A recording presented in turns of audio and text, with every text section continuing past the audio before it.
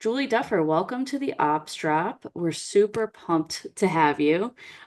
Julie is currently the SVP Senior Director of UX at FactSet, and she has been in design for almost 20 years and even took a quick break to teach design as well. So, Julie, I'm sure we have tons to learn from you today. Welcome. Thank you so much. I'm thrilled to be here. Cool. So we're going to get into some really interesting hot topics about all things design. We're in this, Julie, as I'm sure you know, sort of this age of sort of commercialization of product design and engineering, right? Where we're seeing this push towards, how do these functions overall impact the business? And sometimes we're seeing companies sort of trade off, the human-centeredness of design or the craft of design. So I want to start by hearing a little bit about, the trends that you're seeing yourself and sort of how you're feeling about them. Yeah, sure. I mean, AI, of course, that is everywhere, including things like agentic AI. So how can we use AI as an agent to do not only a one rote task, but like a series of tasks, which is really intriguing from a UX perspective. So, I think as far as humans, we want to use AI to augment what we provide, augment creativity, augment Right. our efficiency, those sort of things. Um, we're seeing like it's kind of nice being in this industry for a while, this normalization of UX where Yeah. not this thing, we've been fighting hard, fighting the good fight for so long, and now it's become more standard and UX has become more sophisticated, which is super exciting.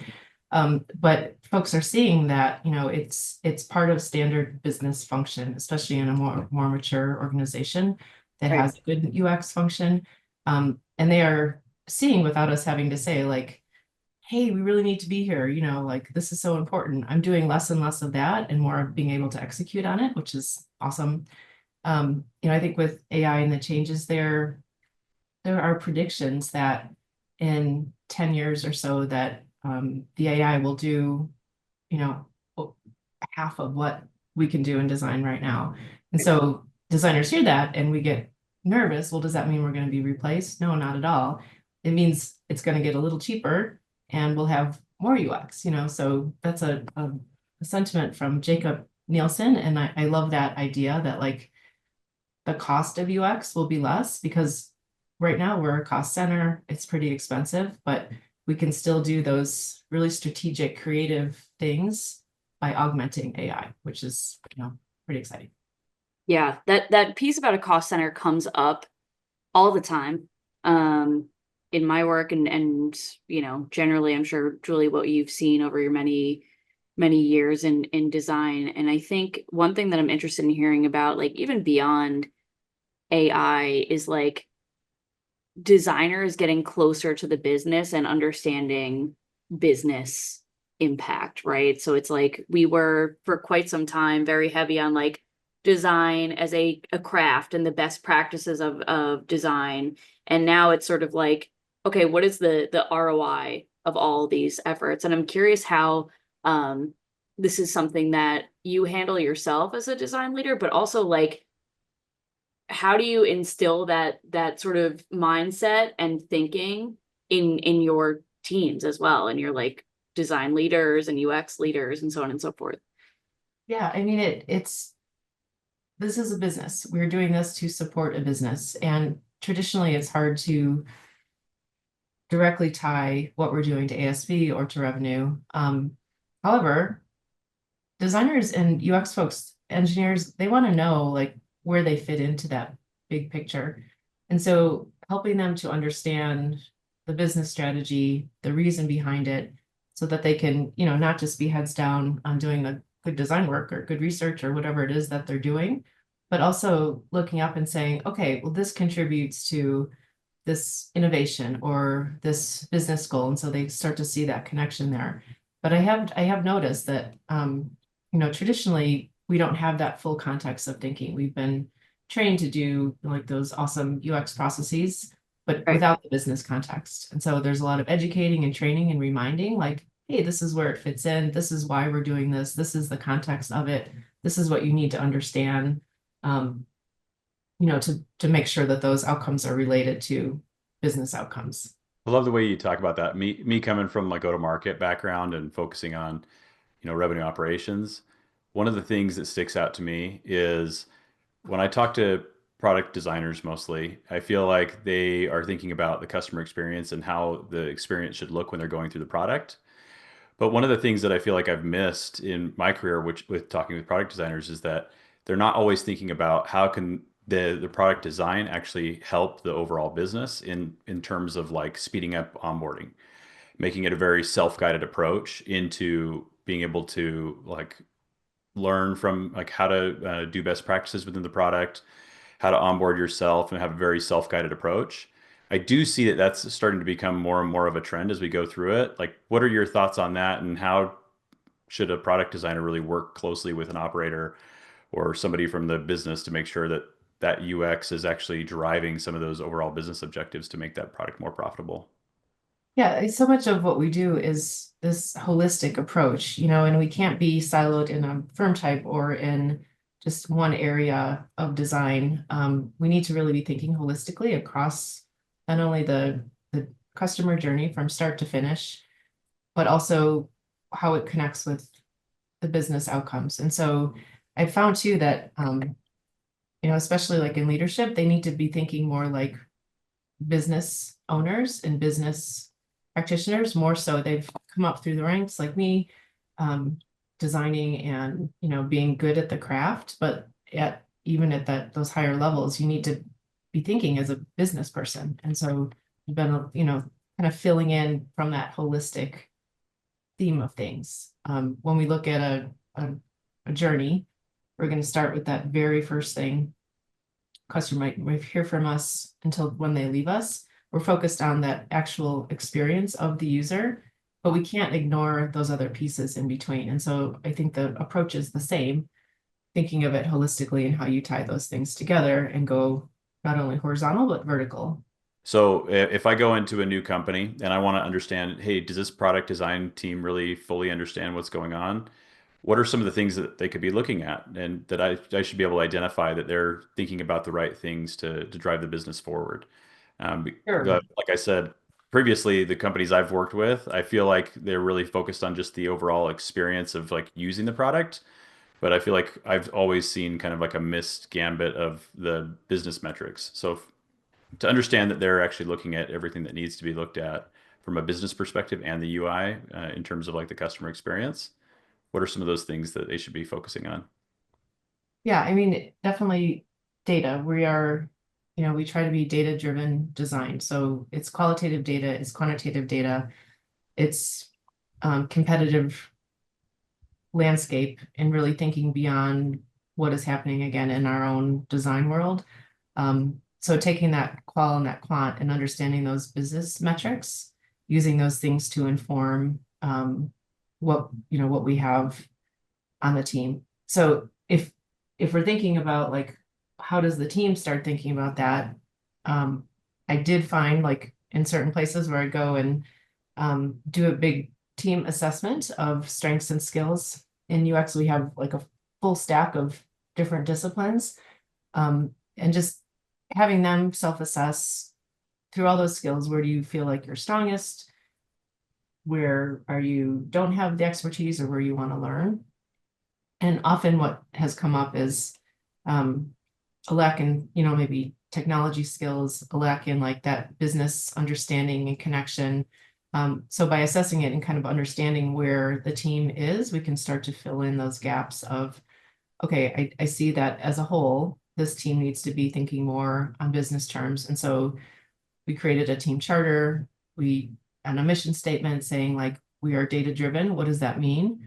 It means using this information not only on our designs and validating them and influencing them with stakeholders, but also in the broader context of the business. How can we use those metrics to move this forward or to connect with those business outcomes? So it's part of like what I would consider the skill set of a UX organization.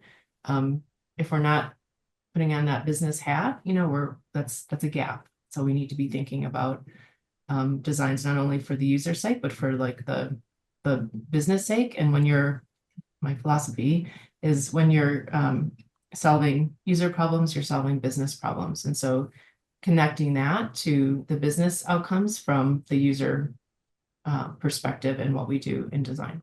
Speaking of, when you step into an org and you're sort of assessing your own team and where they're at, I'm curious to hear, like, you've been at such a diverse set of organizations, different industries, different sizes. When you're stepping into a new organization, like, how do you suss out sort of what type of environment you're jumping into, right? Because, like, specifically with design, it's sort of, you come in and you're like, okay, what is the game we're playing here, right? Like, how far along are we? Do we have an organization that's very product led? Do we have, are we in feature factory mode? Do we want to stay there where it's very like commit, deliverable?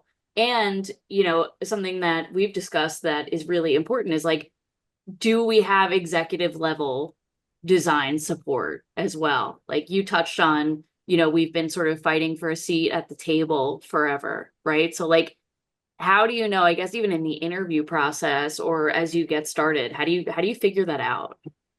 Yeah, that's a great question. The short answer is you go UX on it.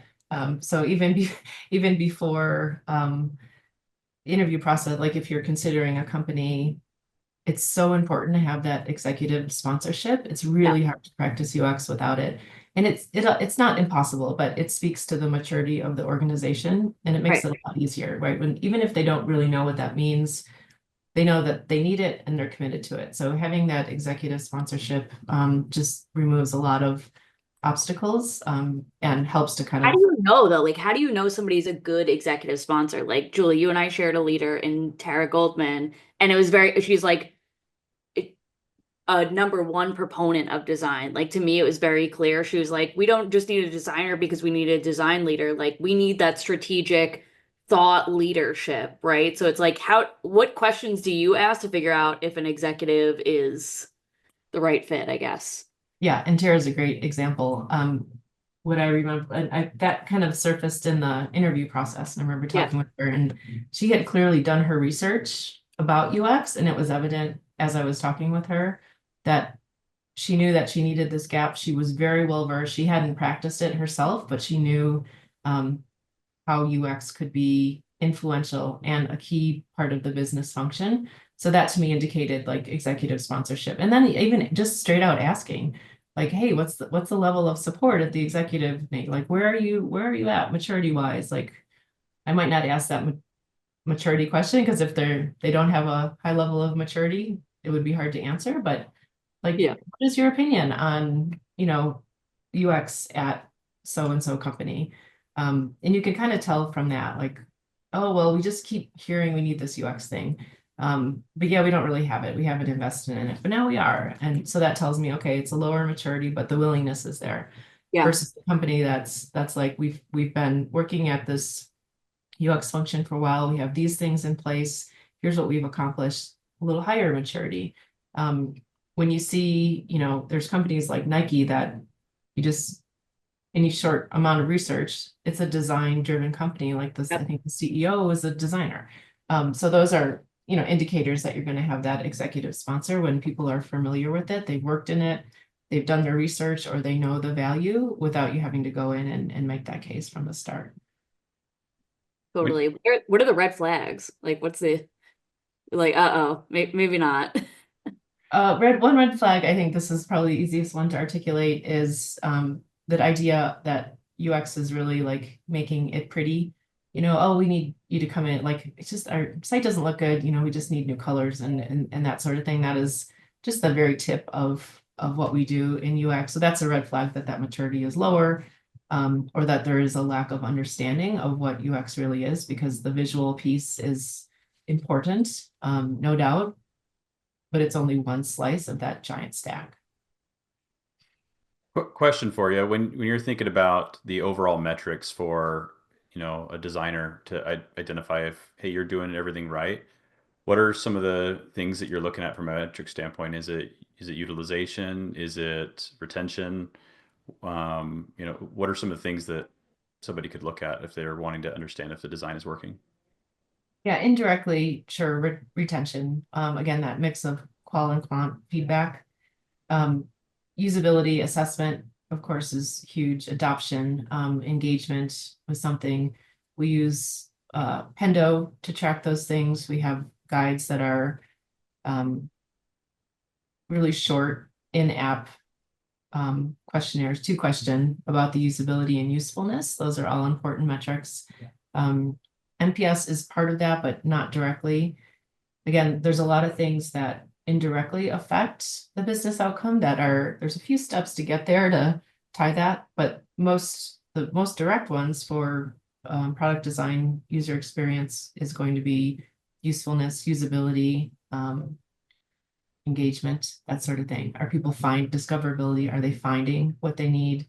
We use data from customer support, from research and interviews, from just quant stuff like how they're using it within the system through Pendo. So all of those things paint that picture of if we're getting, how we're impacting those metrics. Excellent. Yeah, when you're thinking about a leader that's coming in, and if you were to go to a company, what are some of the things that you're looking for in a leader to make sure they fully understand design?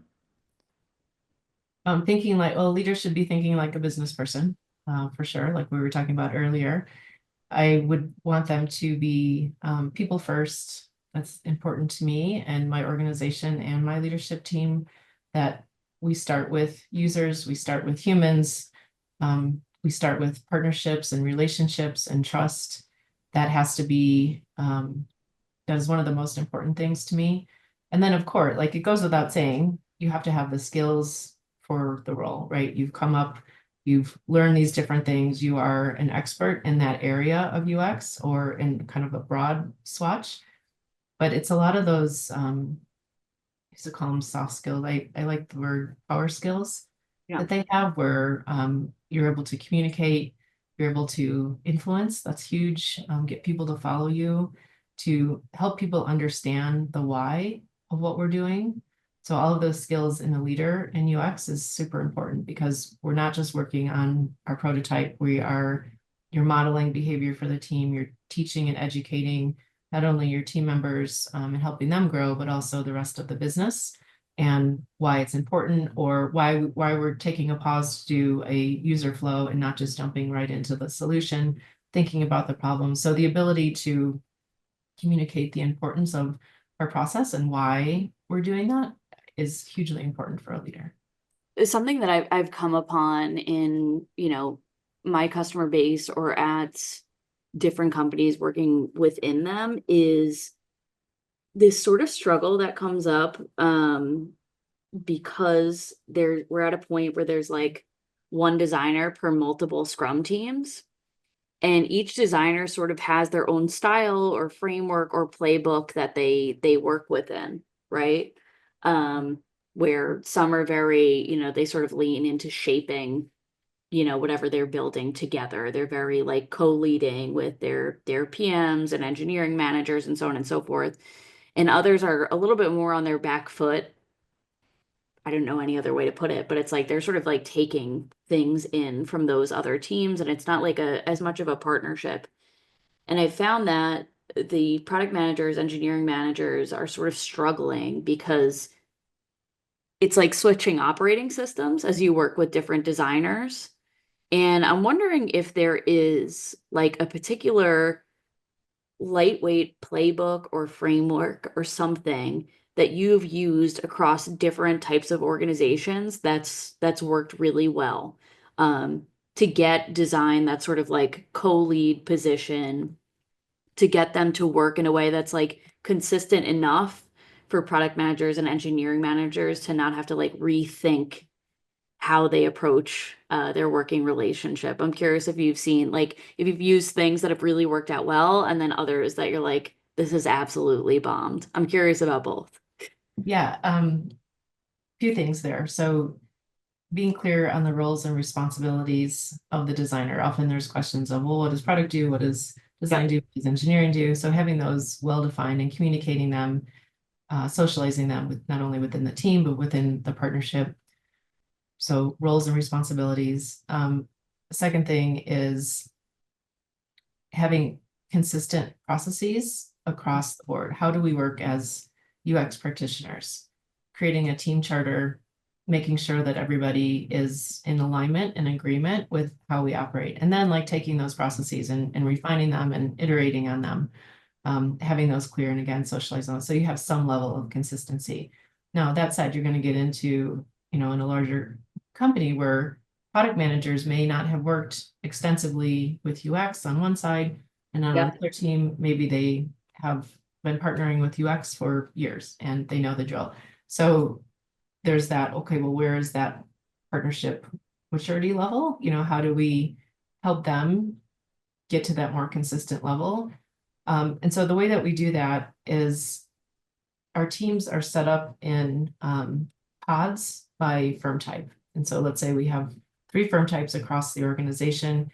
Each firm type is going to have a representation of UX in this like pod format. And it's really like it's a hybrid approach.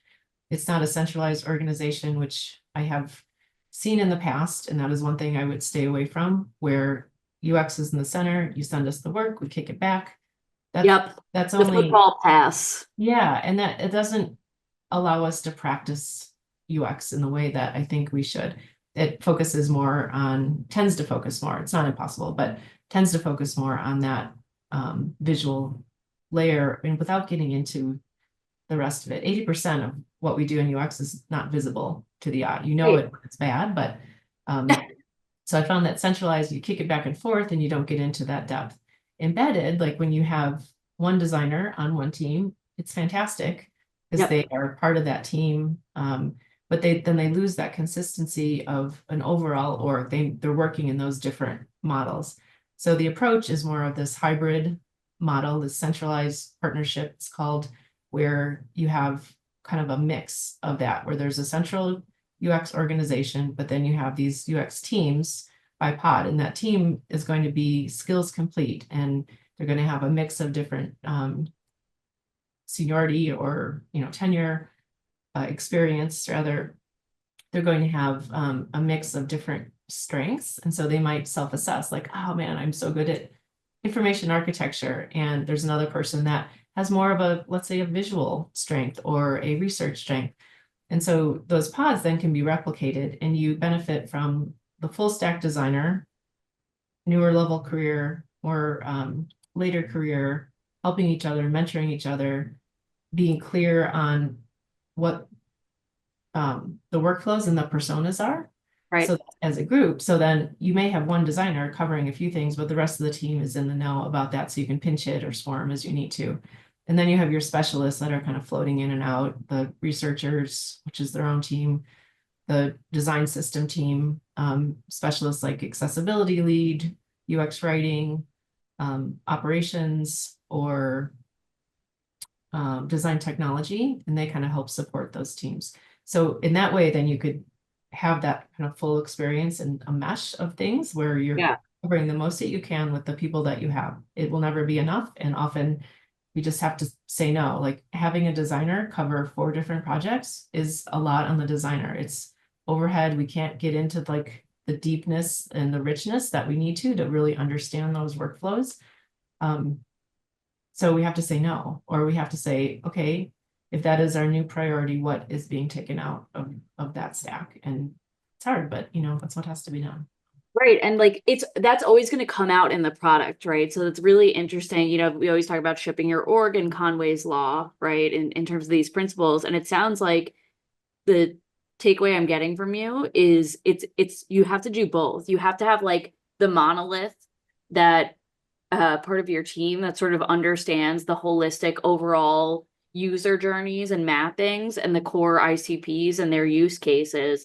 And then you have sort of like these people that exist as I don't know how to describe it, but like containerized system where you can put them in and out as they're needed, right? So like having the blend is key. And I think I see a lot of leaders over indexing on one or the other.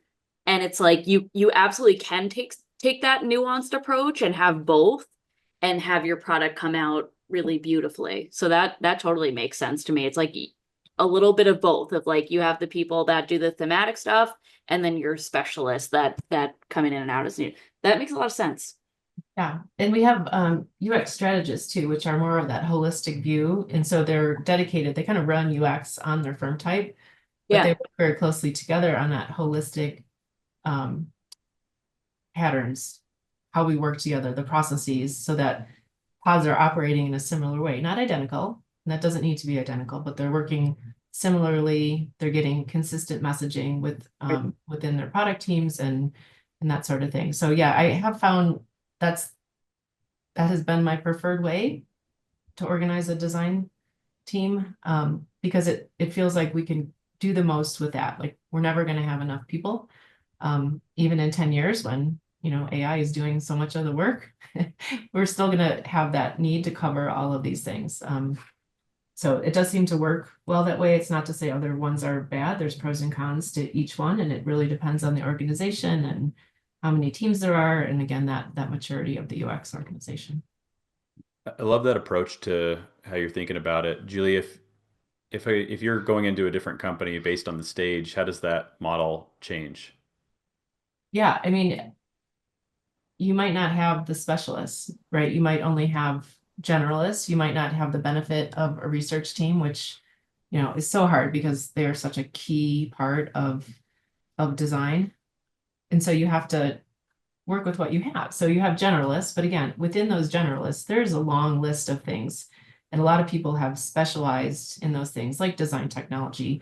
Back in the day, we had to do it all, right? We had to do the front end coding, CSS, HTML, even a little JavaScript, have the visual design aesthetic, get those things, you know, we became unicorns, and then it's specialized, which has been great.